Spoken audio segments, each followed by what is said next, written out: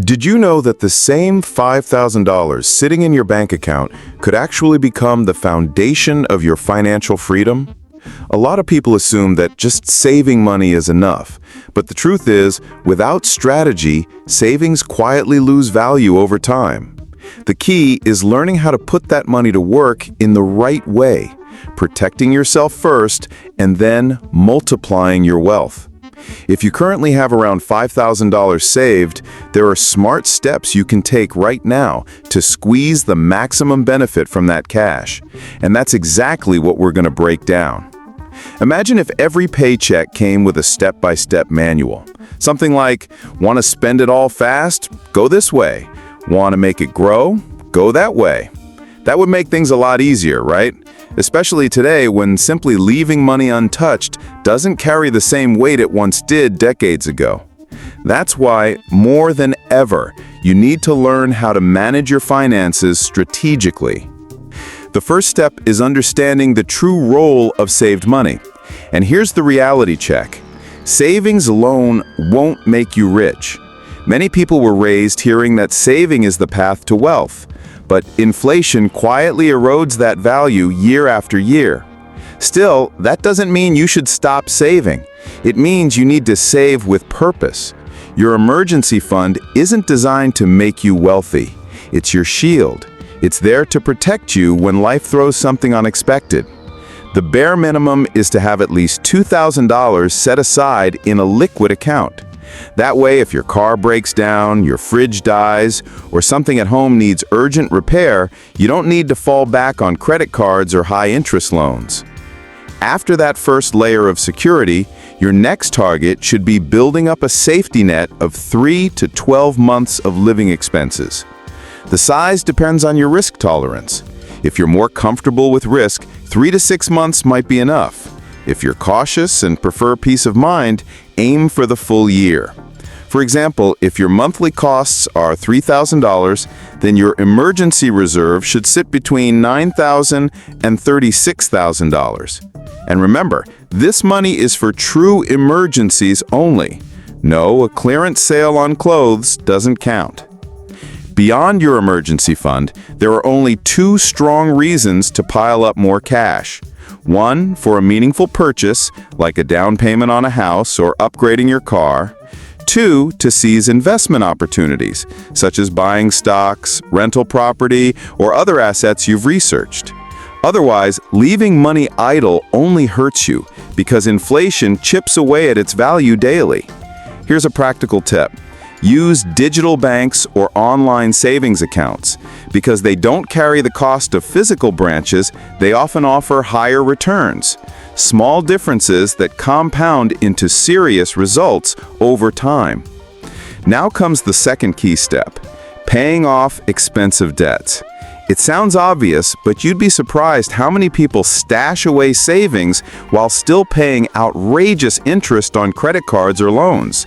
That's financial self-sabotage. Here's the math. While good investments might earn you 10 to 12% annually, credit card debt can cost you 40, 60, or even 80% a year. In short, whatever you're earning, you're losing double on the other side. That's why eliminating high-interest debt is, in practice, one of the best investments you'll ever make. Think about it. If you pay off a loan charging 50% interest, that's the same as locking in a guaranteed 50% return. No risk, just results. So after your emergency reserve is in place, your next mission is clearing toxic debts, credit cards, overdrafts, and personal loans. For lower interest obligations like some student loans or mortgages, urgency is less. Depending on your profile, you might actually benefit more from investing instead. But here's a rule you cannot break. Stop financing things you don't need. Buying stuff with borrowed money when it adds no value to your life is exactly what traps thousands of people in debt. If something isn't essential or doesn't generate a return, it should never be bought on installments. Always remember, every dollar you don't pay an interest is a dollar you keep. These 2 steps, building an emergency fund and wiping out toxic debt, are the foundation.